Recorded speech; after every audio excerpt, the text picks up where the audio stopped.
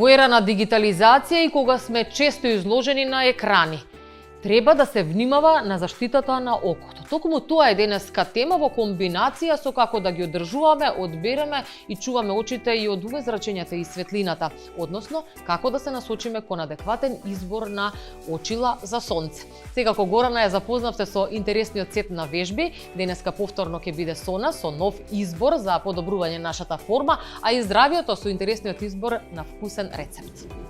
Читањето е многу повеќе од добар начин на опуштање и забава. Сите досегашни истражувања говорат дека со читањето на добри книги на најдобар можен начин се зајакнуваат интелектуалните способности, се збогатува духот и развиваат креативните потенцијали. Секојдневието може да ги ограничи идеите, посебно ако некоја индивидуа е родена во помало и недоволно развиено место, каде нема можност за стекнување на високо образование, нови вештини и искуства. Тука многу значајно може да биде читањето кој е извор на нови спознавања и видици. Истражувањата покажуваат дека со редовно читање ја подобруваме работата на мозокот, го збогатуваме речникот и подобро го разбираме светот околу нас, јакнејќи ја емпатијата. Воедно читањето благопријатно делува кога во прашање е сонот, го намалува стресот, ја прави рамномерна работата на срцето, влијае врз намалувањето на депресијата. Особено важно е уште од најмала возраст да се стекнат навиките за читање, бидејќи тоа ги проширува знаењата и ја поттикнува креацијата и мечтаењето, воедно ја разгорува фантазијата. Исто така, истражувањата покажуваат дека читањето влијае на формирањето на промена на мислењето.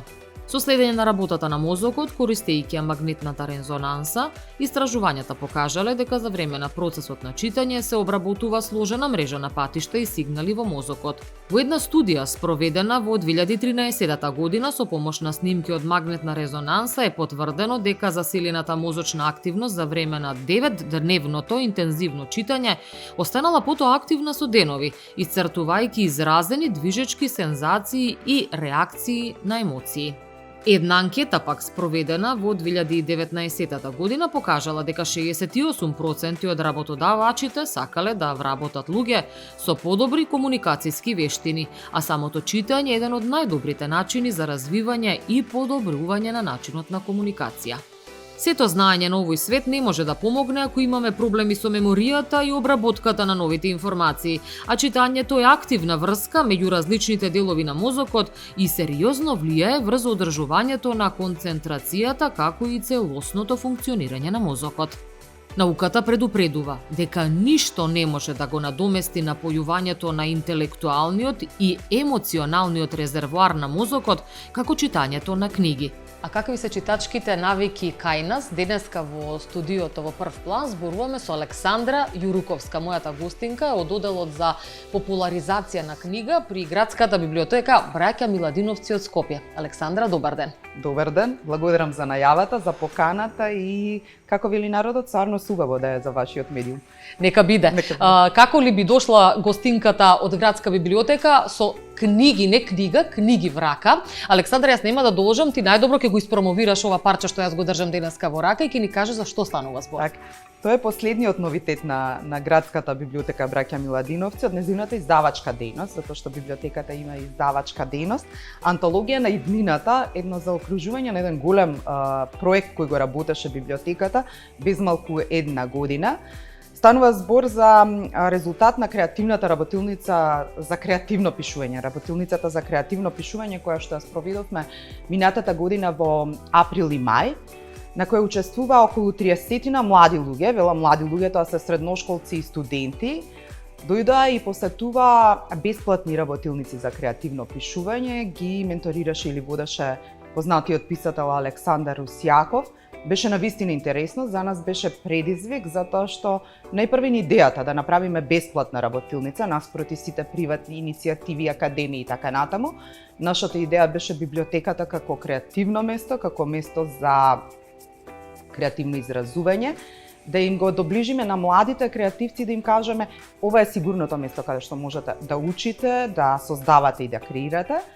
и тие низ едни интерактивни средби работеа на повеќе области, работеа поезија, проза, воведбо сценарио, ТВ серии, драмски текстови и така За натаму. која возрастна категорија станува збор?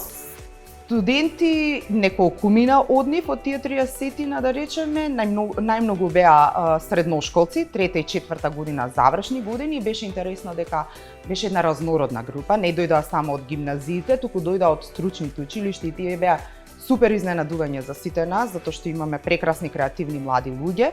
Постојано го зборуваме тоа, ние бевме фасцинирани од нивната енергија, од нивната креативност, од отвореноста, внимавајте, тие создаваат или се осмелуваат да создаваат во најчувствителниот период од својот живот, кога се отвораат, кога пишувањето им е и исповед, и терапија, и револт, и сето тоа.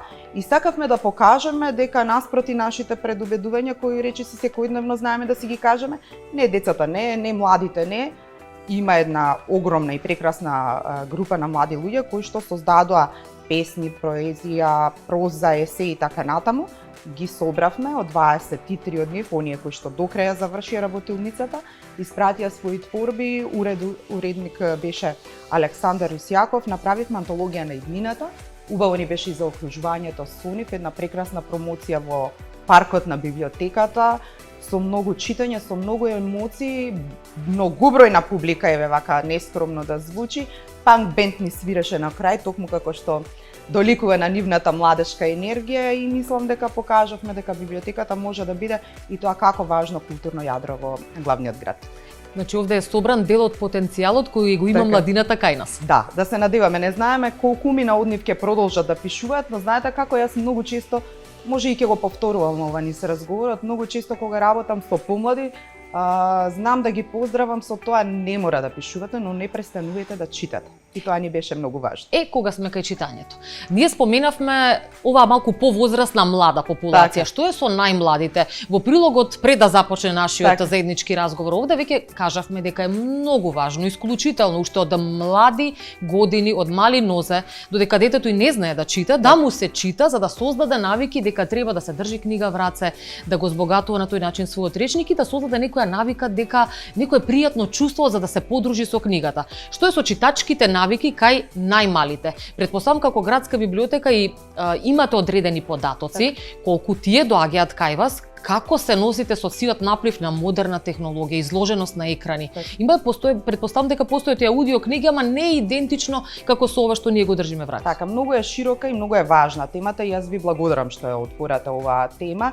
Читачките навики, како што споменавте, започнуваат од малтене од самото раѓање. Велат дека детето почнува да чита во скутот на возрастниот, и тука е нашата одговорност на возрастните луѓе. Читачките навики низ децениите, низ годините се менуваат. Ги споменавте технолошките пронајдоци, одењето напред во светот на технологијата, зависноста од сите уреди и како да кажеме, ајде да го употребиме терминот дистракции кои што ги имаат младите, и дека предизвиците нам кои што се занимаваме со книгите, со читањето, ни се, мислам дека секоја година се побројни, како да ги привлечеме. Ќе видат вашите гледачи во дел од нашите фотографии дека се обидуваме на сите можни начини. И тоа не е нешто ново, ние не измислуваме нешто ново, тоа го прават нашите колеги низ сите библиотеки, како во Европа, така и во светот, да не одиме подалеку нели од Европа. Она што пред малку намерно го споменав, да им се доближи библиотеката како безбедно место, како мирно место, како место каде што може да се учи, каде што се работи, каде што можат и да поседат. Знаете, јас многу често апелираме ние до родителите. Може би еден час не знаете каде да остане вашето дете. Научете го да појде во првата најблиска библиотека. Научете го дека може да посегне по полиците. Нашите колеги библиотекари се пресретни кога некој љубопитно дете сака да се прошета меѓу полиците. Така се започнува, нели? Да биде интересно, да биде привлечно. Ги спомена фотографиите, ние всушност работиме многу сериозно на детската програма во нашите оддели во сите 18 библиотеки низ градот. Постојат катчиња, некаде помали, некаде поголеми за детска литература, но во поголемите или матичните библиотеки имаме сериозна програма на месечно ниво, која што ја работиме во соработка со неколку издавачки куќи, за да бидеме во тек со новите изданија. Ќе ги спомена Марс Ламина, Антоловска, Знувалка, Чудна шума и така натаму. Со нив правиме средби со автори, современи автори за деца и млади, македонски илустратори, што е исто многу важно, затоа што децата во светот на книгата влегуваат преку сликовниците. Тоа се интерактивни средби каде што многу често заедно читаме, цртаме, пееме, создаваме некои мали изложби, ги закачуваме настрана цртежите, разговараме за емоциите и така натаму. Тоа се дел од начините на кои што одговараме на предизвиците како децата да дојдат во библиотека. Тоа е еден од сегментите. Меѓутоа, ние знаеме, поготово родителите кои има деца, кои се на училиште, дека мака се мачи со редовната програма на лектири. Вашето креативно изразување веќе доаѓа во она слободно време, па таму можеш и да сакаш и да не сакаш да одиш или да прочиташ. Што правиме со она што е задолжително во концептот на училишната програма? Дали се добива впечаток дека треба одредена ревизија да се направи, вметнување на можеби малку поадекватна литература за децата кои се изложени на поинаков тип на содржина, дали можеби е малку, да не употребувам груб термин, меѓутоа застарен моделот на лектири, какво е размислувањето на стручните лица, кога во прашање се редовните лектири во училишната програма, од најмала возраст па до 9 одделение, кога можеби најмалку им се интересни? Јас ќе одговорам од име на библиотеката, дека библиотеката прашани, да, дека библиотеката ги поседува сите лектирни изданија, дека постојано тоа се книгите кои постојано се обновуваат и правиме набавка. Дека се обидуваме тие да стигнат до секое дете, онаму каде што нема училишни библиотеки, постои нашиот библиобус или подвижна библиотека, малкумина го знаат тоа, но во 19 населени места на Скопје, значи рурални средини, каде што нема библиотеки, се обраќа овој библиобус, ги носи лектирните изданија и работи токму во времето на учебната година. Кога станува збор за списокот на лектири, лектирни изданија и така натаму, и до нас стигнуваат реакциите. Дали не сакале да читаат децата одредена книга, дали им е јазикот далече, дали е постаро издание на кој, па и илустрациите им се, да речеме, поттуѓи и така натаму. Верувам дека за списокот треба да размислуваат луѓето кои што работат во образованието, во Бирото за развој на образованието, до нас како библиотекари, книжевници, па ако сакате и до наставниците, педагозите и родителите. Јас овде како родител ќе зборувам. Повторно е да се потикне читачкото љубопитство на децата. Да знаат да одберат книга или пак да знаат дека можат да бираат книга. Наспроти лектирите, ајде да видиме и нешто друго. И секогаш кога зборуваме за читањето, да не биде дека е тоа наметнување, туку да се стекне убава навика. Нели се расфрламе со термин вештини? Јас кога треба да доближам на помала генерација, велам, читањето е вештина, читањето е логичко размислување, развој на говор, на мисла, на имагинација, без разлика што ќе работите во иднина, некој ќе биде доктор, инженер или така натаму, оној кој што е сигурен во своето говорење, па и полесно знае да помине во животот. На тој начин, како да кажам, на интересен игрив, треба да им се доближи и читањето. Да не испадне дека ние само децата овде ги стураме во прв план како неодговорни за читање, бидејќи тие се рефлексија на нашето однесување. И ние возрастните сме се почесто со телефони во рака, изложени пред екрани, се помалку книгите ни се блиски и ги практикуваме. Така да треба и нашиот пример да соодветствува со она што го прават децата. Кога веќе сме кај возрастната категорија, имате ли некои податоци колку тие се заинтересирани повторно да им се вратат на одредени наслови? Доаѓаат ли тие, освен оние деца кои задолжително мораат со родители или повозрастни да се зачнат во библиотека за своји цели? Сега прашувам за возрастните. Нема да се расфрламе со статистика и бројки, но еве вака ќе кажам. Најбројната наша читателска публика се возрастните и пензионерите. Меѓу нив се далеку побројни жените наспроти мажите. Оно што сакаат да го читаат возрастните се белетристика, одредени бестселери кои што добро котираат во однос на маркетингот, па се најавени од New York Times и така натаму, странската литература. Господата, да речеме мажите, од повозрастните знаат да им се вратат на класиците, да го побарат Толстој, Достоевски, го читав Чехов, ајде да се подсетам, одредени историски приказни и така натаму. Кога станува збор за оваа наша генерација, ајде сега да спомнам и родители и така натаму, да не бидам најубавите години. Во најубавите години, но ми се чини дека потфрламе. Најверојатно динамиката на секојдневието го прави своето, оние кои што читаат многу често купуваат книги или разменуваат, никако како да го заборавивме концептот на библиотека. Благороден концепт на библиотека, затоа што користењето на библиотечните услуги, одењето и членувањето во библиотека е еден благороден чин. Знаете, тоа е практикување на некакво заедништво, на некаква одговорност. Земам книга, ја чувам книгата, ја враќам, некој друг по мене доаѓа, оставам чисто, оставам добро. Знаете, многу е тоа поголемо отколку само одењето на пут, така што нашата одговорност е навистина голема. И треба да се спомене дека треба да се биде отворен за читањето, треба да се спомене дека ако веќе членуваме во македонска библиотека, треба да се биде отворени за информации за македонски автори, на македонски јазик. Тоа ми е следното прашање. Вие сега ги споменавте во овие изложувања класиците, популарните романи кои имаат свој одреден маркетинг зад нив. Што е со македонските автори? Каква е заинтересираноста за нив? И дали ви имате некој проект во рамките на библиотеката со кој дополнително ги промовирате, ги поттикнувате вашите членови истите да ги читаат? Така. 2 години веќе на прагот на 3-та година ја работиме кампањата Читаме современи македонски автори, која што всушност е одговор на тоа каде е македонскиот автор во македонските библиотеки. Нашите сознанија не беа баш најпозитивни, всушност сите се боревме со предрасудата дека немаме добри автори, не сакам да читам македонски автор, се соочив со јазик кој што не го знам и така натаму.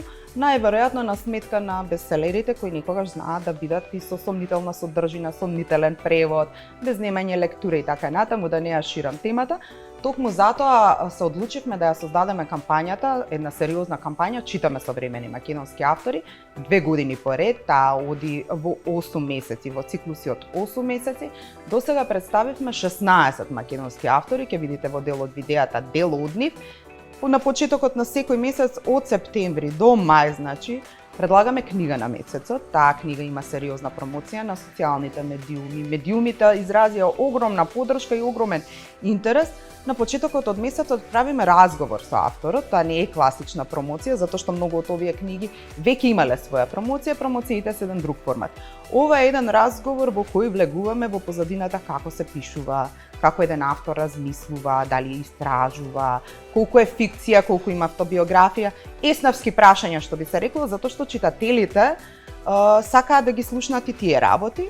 На крајот од месецот имаме и клуб на читатели, таму не присуствува авторот, присуствува читателите и ако можете да видите, ова е за пофалба. Јас сум човек кој што децени работи во културата, да видите полн културен настан е навистина нешто што дава за поттик.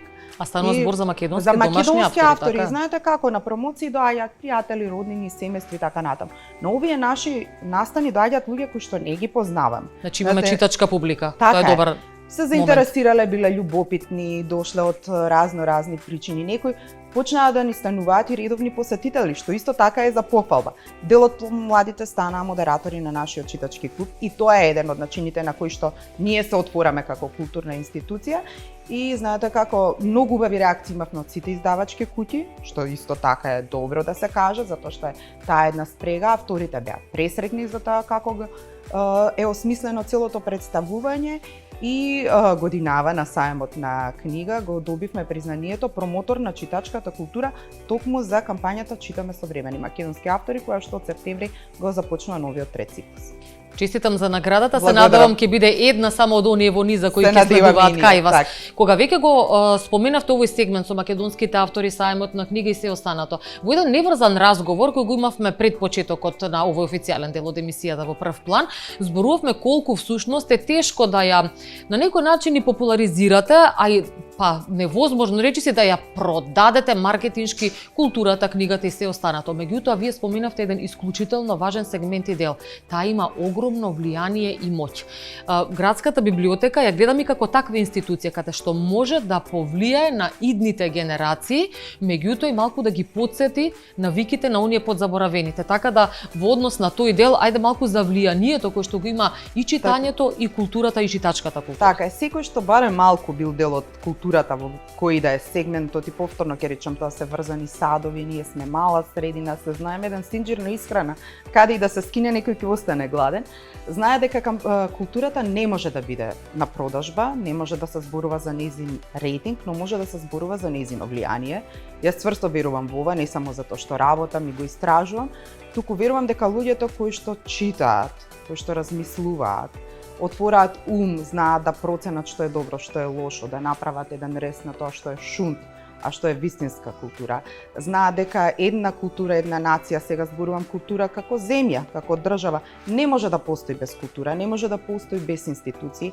Благодарам што поентиравте дека и градската библиотека ја има таа одговорност и таа одговорност навистина е голема.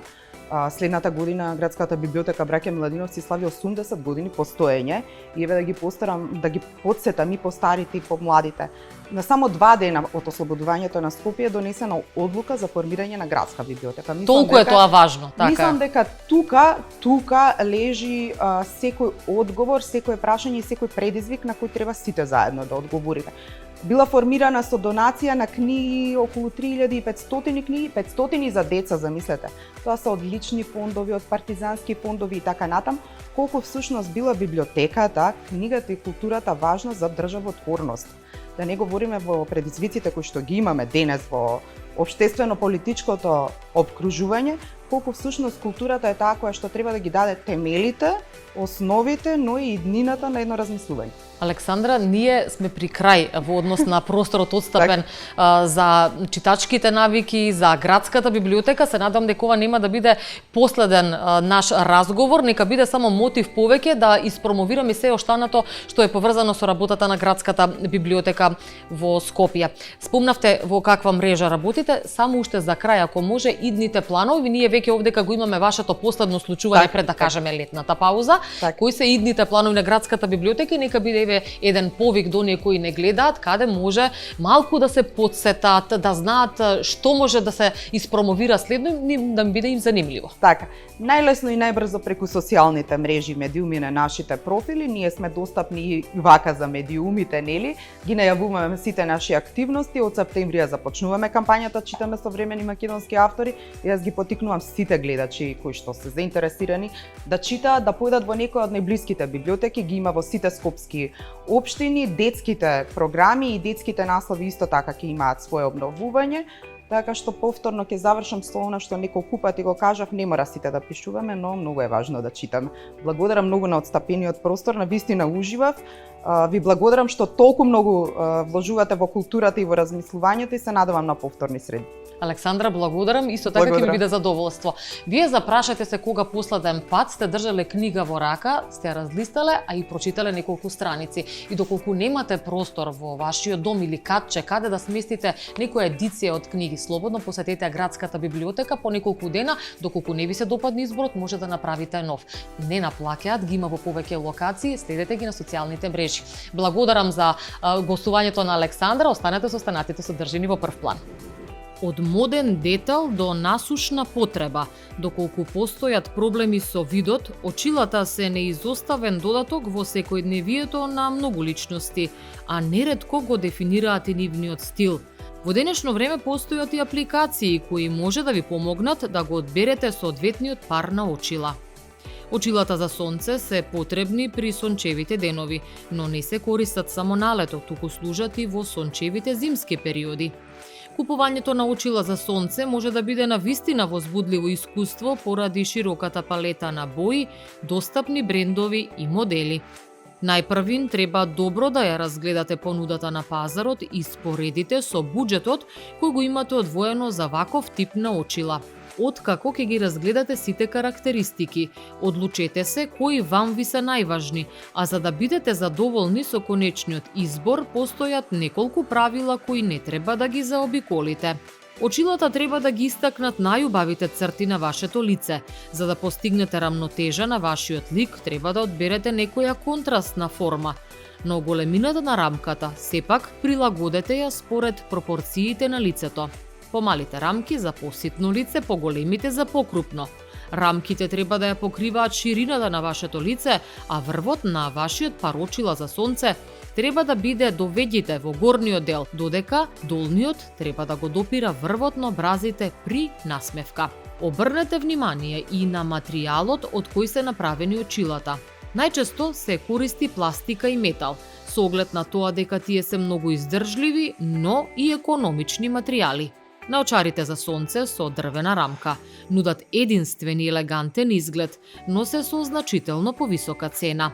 Ацетат очилата за сонце се одлични за оние кои се склони кон алергии, бидејќи не ја иритираат кожата за време на носењето. Исклучително се нежни и лесно се достапни во широка палета на бои.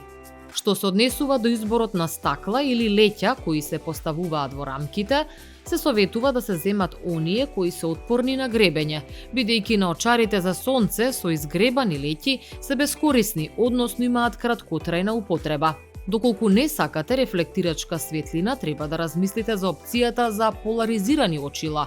И тие се можеби најсоодветен избор за оние кои се занимаваат со спортови во вода, велосипедизам и слично. Доколку се одлучите да го купите вашиот нов пар очила онлайн, тогаш задолжително измерете ја ширината на вашето лице од едниот рап до другиот, па ќе добиете посоодветна представа дали одбраниот модел ќе ви одговара, бидејќи мерките на сите очила за сонце се наведени на крајот од секој производ. Често постојат мислења дека очилата за сонце не им се потребни на децата, но тие се изложени на поголем ризик од оштетување, бидејќи поголемиот дел од секојдневието во однос на возрастните го минуваат на отворено, а нивните очи се почувствителни. Се препорачува користење на заштитни очила од сонце уште од најмала возраст, бидејќи оштетувањето од УВ зрачењето е кумулативно. Како што задолжително се носат обувки за излегување надвор, така треба и со очилата за сонце. И стигнавме до оној дел од емисијата кој веќе го имавме најавено. Во време на дигитализација, за честено седење пред екрани, неопходна и во фокусот треба да биде заштитата на очите зеницата. Денеска со мене во прв план е Тамара Трапчевска, техничар по очна оптика. Добар ден. Добар ден, ви благодарам на најавата. Рековме, заштитата на окото треба да биде во фокусот. Каков е основниот пакет? Вие доаѓате од оптиката Визус, тоа да не заборавиме. Каков е основниот пакет кој им го нудите на вашите потрошувачи и клиенти кога во преден план ја ставате сега заштитата на окото? Не зборуваме за овие очила кои се за сонце, иако и тие имаат адекватна заштита. Зборуваме сега за очилата за читање, гледање, едноставно примарната заштита која нудите на клиентите. Што треба да знаат гледачите во однос на правењето на очила за заштита на очите по примарниот преглед? Поради современиот начин на живот и дигитализацијата, повеќе од 70% од населението има потреба од некаков вид на оптички стакла. Дали се тоа оптички стакла за корекција на видот, оптички стакла кои што се за компјутерска заштита или оптички стакла за возење. 70% е голема бројка, станува збор само за возрастната популација или тука се вброени децата? Тука се вброени буквално од најраната возраст на децата. Тоа значи дека се коригира видот порано. Знам дека во некој одредена возраст се појавува страбизам. Сега веќе збориме за дигитализација и екранизација. Тоа се тие податоци. Тоа се тие податоци, да. Од најраната возраст, најдобро е од 4-5 година, каде што се прави првиот преглед на детето. Кажете ми, што опфаќа првиот преглед на детето? Претпоставам дека кај вас има специјализиран доктор, офталмолог, кој го прави тоа и потоа вам ви се дава налог што треба да се изработи. Како оди процедурата до првите очила? Така, првата работа која што, да речам, која ќе дојдат во нашата оптика, се прави преглед, дали тоа е оптометрист или офталмолог, зависно од потребите нормално, да. Во нашата оптика имаме оптометрист, тоа е контактолог Лиљана Ивановска, и во другата наша оптика на Максим Горки е професор доктор Софрониева. Во двете оптики си работат и едната и другата. Значи, стручно лице одредува каква е потребата за изработка на очила. Што се однесува до примарниот дел. Дали очилата денеска, кога ние ќе кажеме, нашите очила имаат вакви или онакви стакла, дали тоа навистина стакла? Од кој каков материјал се изработени очилата? Пред да го одговорам вашето прашање, да се надоврзам на претходното, каде што ме прашавте за основниот пакет на стакла. Секогаш препорачуваме да бидат бар со основната заштита, со основниот антирефлекс, каде што нудиме заштита од гребење, замаглување, заштита од компјутер и хидрофобен слој. Тоа се, да речам, стакла кои што се во основната варијанта, секако дека постојат стакла кои што се и брендирани со подобар квалитет. Во Македонија има, еве ќе ги издвоам, два познати светски брендови на стакла. Тоа се Zeiss и Hoya, кои што нудат многу почисто гледање, многу поубаво, Репроматеријалите од кои што се прават стаклата се попрочистени, попродзирни и поради тоа луѓето да речам имаат можност да бираат стакла кои што се и со поевтина цена и со повисока нормала. Значи не заостануваме многу за она што се нуди на европскиот и светски пазар. Секако дека да. Вие спомнавте примарната заштита. Тоа сите тие слоеви одат како основа на едно стакло на една леќа? Постојат стакла кои што немаат никаква заштита. Такви стакла не препорачуваме бидејќи гледањето низ нив е како низ прозорец, буквално така. Препорачуваме бар да бидат со основен антирефлекс, затоа што гледањето е многу почисто и попродзирно. Кога станува збор за материјалите од кои се изработуваат стаклата, предпоставувам и ние веќе и во прилогот мислам дека тоа го нагласивме. Пластиката и металот се наједноставната и најелегантната комбинација за изработување на рамките. Предпоставам тоа се и најиздржливите метали. Меѓутоа постојат и специјални, што би се рекло, рачно изработени или handmade рамки за очила, тие се од дрво, дали такво нешто поседувате во вашата оптика или тоа се прави навистина само по желба на одреден клиент? Тоа што напоменавте дека има handmade дрвени, да речам, рамки, тоа се ексклузивни рамки кои што ги има во Македонија, кои што идат по посебна порачка. Рамките кои што се нудат во нашата оптика се комбинација пластика, метал, значи титаниум рамки, рамки кои што се на конец, на бушење, значи има буквално за секаков вкус. Значи има разлика на конец, на бушење, тоа се тие финиции кои вие ги Да. знаете. Предпоставувам дека цената соодветствува во однос на брендот и материјалот кој употреба. Токму така, значи зависи од кои материјали се направени самите рамки. Има рамки кои што се небрендирани и се со пониска цена и брендови на рамки кои што се нудат во Македонија. Тоа е рамките, а стаклата веќе ги споменавте двата бренда и во однос на побарувачката, диоптерот и заштитата ги прилагодувате. Можам да кажам дека тоа е еден вид на дијагноза кога ќе се направи прегледот? Според дијагнозата ги прилагодувате? Тоа е според буџетот на самиот клиент. според буџет. Ете така, да. Не дека овие небрендирани стакла се лоши, значи далеку од тоа.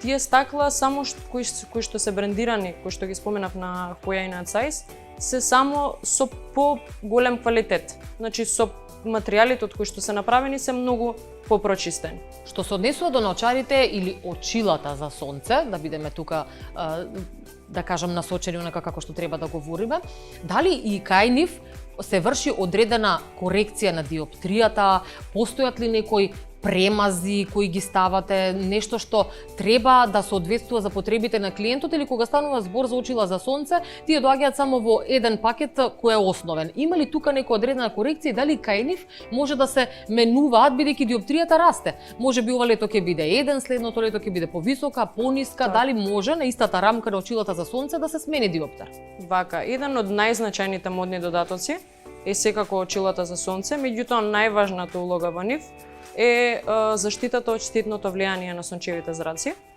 Ултравиолетовото зрачење, кое што ние не го гледаме со нашето око, прави така наречено оштетување на самото, трајно оштетување на окото, предвремено старење на мрежницата, појава на катаракта, така наречено перде, и поради тоа многу е важно да уште од најрана возраст да треба да се одберат очила за сонце кои што ќе имаат заштита од UV зраци.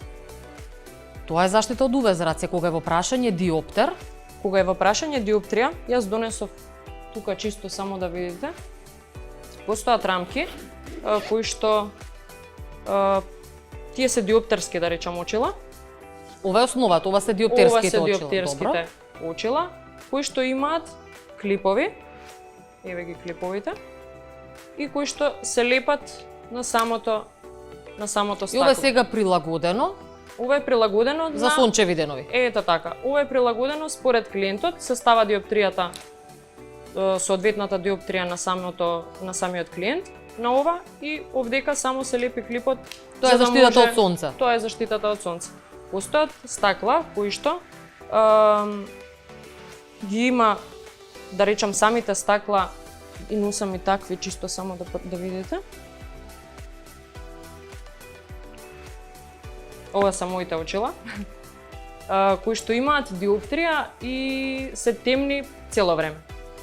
значи си имаат соодветна UV заштита, која што не е потребна за нас. Воедно и потребната диоптрија. И потребната диоптрија. И доколку клиентот не сака да му бидат нон-стоп вака темни очилата и да менува диоптерски очила и вакви темни очила за сонце, постојат стакла кои што ќе имаат, кои што кога ќе излезат на UV зраци, значи не само на сонце, туку и кога е под облаци, кога има UV зрачење, значи тие се викаат фотоосетливи стакла, кои што затемнуваат. Ете, така, да, тоа им е познато, претпоставам на оние кои веќе ги разгледуваат можните опции. Кажете ми, што е предноста во употребата на очила и контактни леќи? Кај кого што се применува и што правиме кога имаме спортисти што треба да користат помагала за подобро гледање, подобар вид? Значи, тоа е добро прашање, бидејќи оптичките леќи, односно оптичките стакла и контактните леќи е буквално личен избор на секого. Не секој сака да става леќи во самото око, на некого му е страв, па поради тоа, значи постојат стакла кои што ви кажав имаат диоптрија, или доколку за да носат на очила за сонце, си ставаат оптички леќи и односно контактни леќи и ставаат очила за сонце. На кој начин се одржуваат контактните леќи? Контактните леќи си имаат специјална течност која што се купува во нашата оптика за одржување. Со истата течност се чува, со истата течност се чисти, се одржува. Значи буквално не И колку е време траењето на една контактна леќа, на колку време треба да се менува, кога ќе се смени диоптријата или не? И претходно? Зависно од производителот, голем дел од контактните леќи се со употреба од месец и пол до 2. Има и дневни контактни леќи кои што, да речем, ги употребуваат и спортистите, како што напоменавте. Обично за спортски активности, луѓе кои што не сакаат да носат очила. Што се однесува до контактните леќи, тој дел го завршивме и гледаме каква е едноставна, да кажам, заштитата, иако е далеко од едноставно и поставувањето и вадењето, ама каква е заштитата на очилата и за сонце, и овие кои се за корекција на видот, антирефлексни стакла што имаат, значи и за заштита. Кој е начинот најадекватно да ги одржувате без да ги изгребете, без да им нанесете некаква штета? Тоа е со марамчење или постои некој друг вид на алкохол или некој средство? Вака, тоа е најчесто поставувано прашање за одржување на самите очила. Постојат нормално течности кои што спрееви, средства кои што се користат за одржување на самите стакла. Меѓутоа најдобро е и најпросто кажано е да се измијат прво очилата за гледање или очилата за сонце со буквално една капка сјај на двете стакленца, благо со Зборуваме за онаа течност за миење садови што да, пени? Да. Значи или со течен сапун, со млака вода да ги исплакнеме и со крпче едно, мислам дека носам вакво микрофибер, значи едно вакво микрофибер крпче и да ви бидат очилата буквално чисти нон-стоп. Јас ги мијам секој ден. Значи тоа е начинот. Капнувате малку од средството за миење садови или течниот сапун, го премивате, го измивате со крпчето направено специјално претпоставено да, одржување тоа се хигиена. микрофибер крпчиња кои што се специјални за оптички стакла. Во ова кратко време навистина добивме интересни и корисни совети. Секако ви благодарам за она што го изложивте овдека и мислам дека го дадовте на крајот од разговорот и најкорисниот совет како да се одржуваат очилата економично. А нашите гледачи нека ги разгледаат опциите, моделите и секако според буџетот нека одредат што и како е добро за нив. Тамара, ви благодарам за денешното гостување во Прв Ви план. благодарам и на вас на поканата. Ова е за вас, значи или за вашите колеги. Може да дојдете во нашата оптика, каде што ќе имате секако бесплатен оптометриски преглед, а и на гледачите со секоја купена рамка и стакла може да си направат бесплатен оптометриски преглед. Ви благодарам уште еднаш. Мојата насмевка е затоа што можеби не сум била одамна на проверка на диоптријата. Ако дојдам јас или некој од моите колеги, значи дека во следното издание на Прв план, ако ме видите со очило, сум имала потреба од корекција. Благодарам, Тамара, уште еднаш. Ви посакувам убаво работно лето. Вие останете натаму со Прв план, знаете подобрата рецептура која веќе претпоставам дека знаете кога следите нашата емисија, одиме со вежби еден рецепт. Добар ден, денеска ќе правиме вежби за горниот дел на телото. Бидите со нас.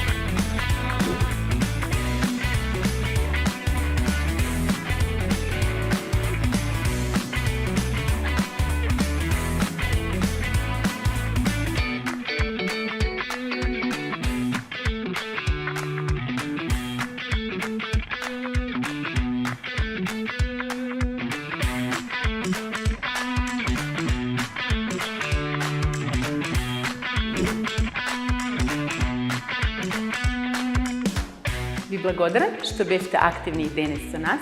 Останете во добра форма.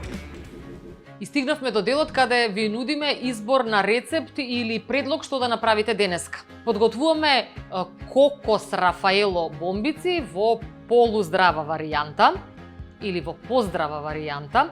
И овие сите состојки кои ќе ги употребиме денеска, може би веќе ги имате на лагер во вашата кујна, посебно доколку често знаете да си приготвите нешто. За денешниот рецепт на кокос Рафаело бомбици ќе ни бидат потребни мелени бисквити, кокос трошки, печен лешник, мед и кокос крем. Кокос крем може да го најдете во подобро снабдените маркети, вообичаено е пакуван во лименка. Јас честопати го имам на залиха во својата кујна, посебно во летниот период, бидејќи од него може да се направи навистина интересен сладолед со вкус на кокос, но за тоа во некоја друга прилика. Денеска да се задржиме на бомбиците. Подготовката е едноставна и уште поважно брза. Одиме со ред. Во 5 супени лажици мелени бисквити додаваме 3 супени лажици кокос. Во смесата од мелени бисквити и кокосови трошки додаваме 5 супени лажици мед. Пред да ги додадеме супените лажици мед, да напоменам дека можете да ги помешате како што е популарно наречено најпрви сувите, а потоа мокрите состојки.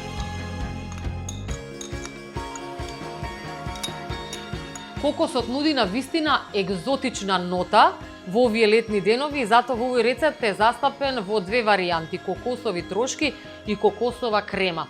Во рецептот може да употребите и кокосово млеко, меѓутоа кремата е далеку по-густа и поароматична.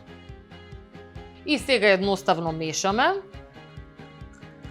додека не добиеме, како што реков, леплива, но густа смеса, која е адекватна за формирање на кокос топчиња.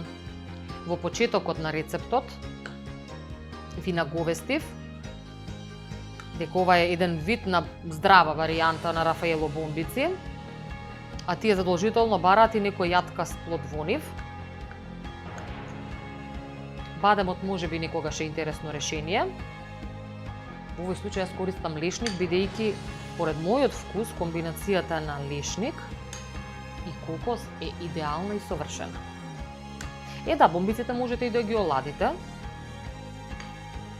или пак да ги ставите во замрзнувач, па потоа да ги потопите во чоколадо.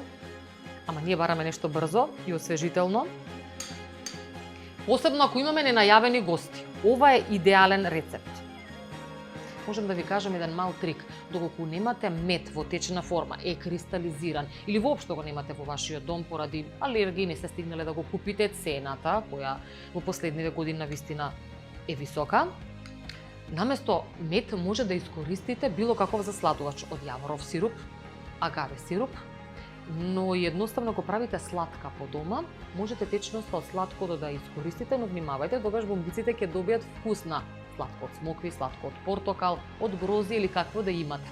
Нема да ги користите сладката, кои се од вишња, капини и останати слични производи, бидејќи ќе сменат бојата на Рафаелото, што во овој случај не сакаме да се случи. И сега, кога ја добивме смесата која е потребна, ја обликуваме со раце. Сите кои правеле бомбици некогаш во животот знаат дека земаат од едноставна количина, ја сплескуваме, тука оди парчето печен лешник и едно по едно за час ќе бидат приготвени овие ароматични топчиња кои само на кратко ќе одат на ладење, за да може да бидат адекватно декорирани. Доколку имате дечиња, вклучите ги во оваа интересна активност. Но внимавајте полот со состојките да не ги снема додека ги подготвувате. Ова е навистина едноставна и брза варијанта, посебно кога ви доаѓаат ненајавени гости, доколку ги немате на залиха овие намирници во вашиот дом, веднаш тркнете или пратете некого до најблискиот маркет и можете да ги изненадите оние кои ви доаѓаат на гости со едноставен, лесен, вкусен и пред се здрав рецепт.